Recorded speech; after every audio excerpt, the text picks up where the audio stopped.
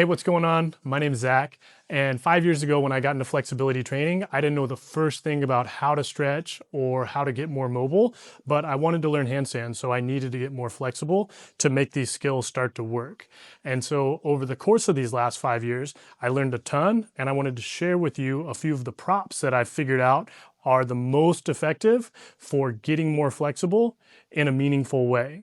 And so these props are a couple yoga blocks. Even though I'm not a yogi, these things come in so handy for being able to get into more comfortable positions. A slider, I like the brand Valslide. We are not sponsored yet. Maybe one day, we can always hope. And then a stretchy band like what you would use for the pull-ups. And so the first thing I want to show you is sliders. The reason I like sliders is because I come from a strength and conditioning background, so I'm very comfortable with reps and sets. And so when we start training flexibility with a slider, we can use a very similar protocol of multiple sets of 10 reps, and then we can add a static hold at the end as well to start to build strength. And one of my favorite exercises I can use as an example for this is the runner stretch. And so typically with the runner stretch, we would kind of stretch here, and you could lean forward and come back. And this is a good stretch. It's definitely like a nice way to warm up or get a little bit of flexibility on that hamstring. But if we add the slider to it, we can all of a sudden become much more dynamic. So here, if I set my posture tall, I can slide forward. And as I slide forward, the further I go, my muscles are gonna load and they're gonna have to support my body weight. And then if I use my hands enough to support, but light enough to make my legs work hard, I'm gonna get a nice strengthening effect. So from here, I can slide out and use my leg strength to actively pull back in. And now here I'm creating this nice combination of flexibility and strength training all together. So especially if you're an athlete who's more accustomed to lifting weights than doing passive yoga style stretches, this is probably gonna be something that you feel much more comfortable understanding how to create the tension, use that strengthening effect, and build range over time. Even after just those few reps, I can already feel my hamstrings pumping up, getting a ton of blood flow, and it's almost like a lunge, but in a flexibility alignment. Another drill that's awesome, there's a million drills you can do, but I'll just show you one more to give you an idea, is sliding to the side. And so it's the exact same concept, but rather than sliding to the front, now I can slide to the side. I can sit down in a wide straddle, and I can use these handy yoga blocks to support myself as needed to build strength and flexibility and move myself into and out of range. So the slider is really like the best tool that you can have in the toolkit for building flexibility. And if you don't have a slider and the perfect floor at home, you can create your own setup with a towel and a hardwood floor or a tile floor in the kitchen. Anything where you can create a sliding surface is going to work really well. Or you can even use your front foot on a skateboard if that's your only option. So creating that concept to slide or roll forward, support with the strength of our legs, and pull back in with reps and sets, 100% gold for building flexibility when you're coming from a strength training background like I did. Moving on from the slider, bands are another fantastic tool because they can help increase your body awareness. But just like that slider, it'll pack in your bags. You can bring it anywhere you go without taking a ton of space. So it's a really good way to stay fit when you travel, if you have a lot of business trips, or if you're out on the road as a digital nomad or anything like that. So I'll show you first one of my favorite skills. This is an advanced drill, but we'll break down some easier options after. I just want to show you why this band is so effective in this position. So if I wrap it around my back and bring it around my feet, now I can move into a straddle position.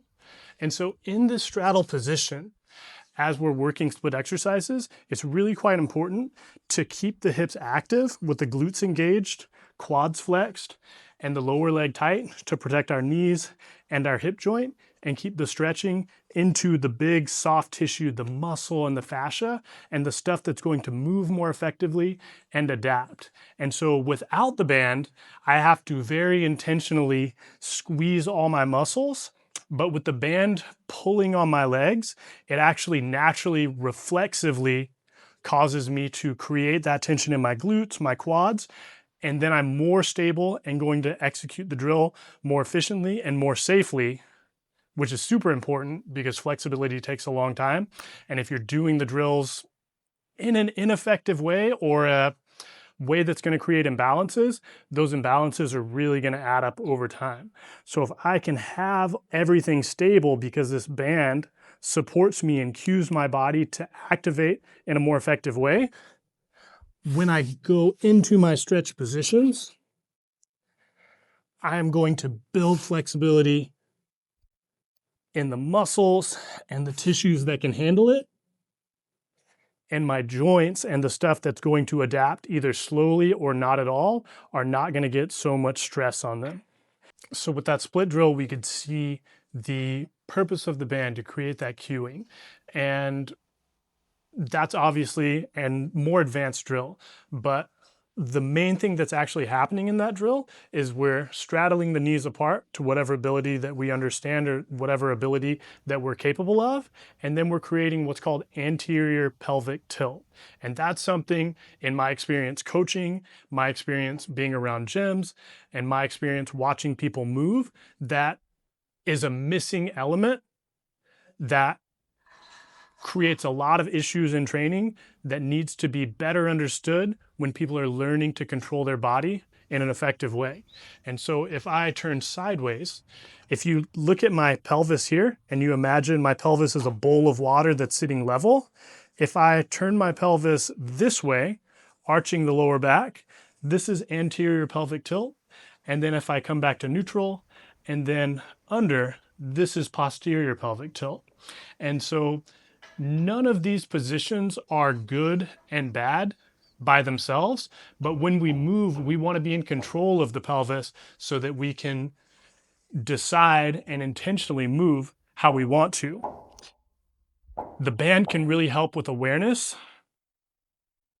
to figure this out when it's a tricky skill that's not quite making sense. So if I place this band around my lower back, put my hands through the end, and now I reach forward, this band is going to put pressure at the top of my pelvis. And so here, if I push back into posterior tilt, the band is going to stretch tighter. I'm going to feel that tension resisting against my body. And then as I anterior tilt, the band is going to assist me gently to better understand that position. And so I can learn to control my pelvis with this light assistance, almost like I have a coach here spotting me and pushing to help me understand my body better. So it's basically a way we can teach ourselves as if we had a coach present. And we can do that with the lower back, the middle back, anywhere with the same effect to better understand how to control our torso or our hips in space. The use of the band in terms of activation, awareness, and tactical feedback is limitless. So the band, integral part of my flexibility, mobility, and general body awareness training, and for my clients, every time I work out. Yoga blocks. These come in so handy because very often the positions we want to get into for mobility exercises are beyond our reach. And we saw in the runner stretch when I was starting this video that I used them to assist myself to slide forward. So let me show you exactly why I was using them for the runner stretch and then a couple other positions where they come in super handy. In the runner stretch, if I'm not super flexible, and I try to reach towards the ground, I'm going to end up having to round my back a ton. And I'm actually just going to stretch my lower back and not be able to get my leg all the way straight. So by using yoga blocks, I can position myself a lot higher. And now I can set up with nice posture. I can more easily get my front leg all the way straight. And even if I'm less flexible, I can start to work in a range of motion where I can control my torso, put the stretch where I want it to go, and start to be much more effective at working mobility in the areas that are going to help me become more flexible in the long term.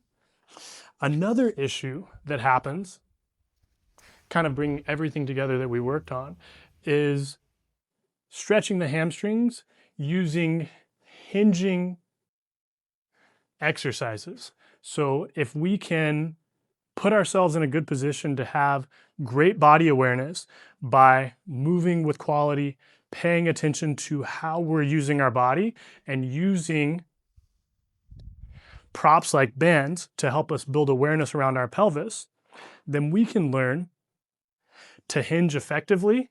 And this is going to be a really, really, really good way to stretch and strengthen the muscles in the backs of our legs. But if you notice here, when I do a hinging motion, if I hinge and I can only make it to about 90 degrees or a little less, then when I go to the ground to try to work on my flexibility, I'm going to be stuck in this round back position, and I'm not actually going to be able to posture up and hinge forward to get any stretch in my hamstrings at all. And so this is where the yoga blocks come in super handy. If I bring these yoga blocks under my hips, then I can now sit down in a much more comfortable position where I can posture tall. I can create that anterior pelvic tilt that we were using the band to learn how to do more effectively. And now as I can create that anterior pelvic tilt, I can apply a strong stretch on my hamstrings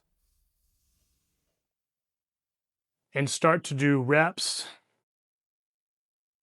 and reps and reps that are going to pull me into a progressively deeper range of motion and also strengthen those tissues as I go into that range of motion. So over time, I actually get better at my forward fold, and I can start to do skills like press to handstand, stalder press, or just be more comfortable while I'm driving my car or getting off the toilet in my daily life. So blocks, sliders, and bands, super effective. They don't take up much space in the corner of your house or, aside from the yoga blocks, in your luggage. They can go anywhere with you. They can allow you to stay fit, get fit, become more flexible, and take control of your body in a new and more capable way. So try these in your training. Thanks for watching. Like, subscribe, do the YouTube thing. And if you want to learn more about my coaching and how I work with clients and what I do in my own training, check down in the description below. You'll find some links to all the other things that I do. Thanks again. Catch you in the next one.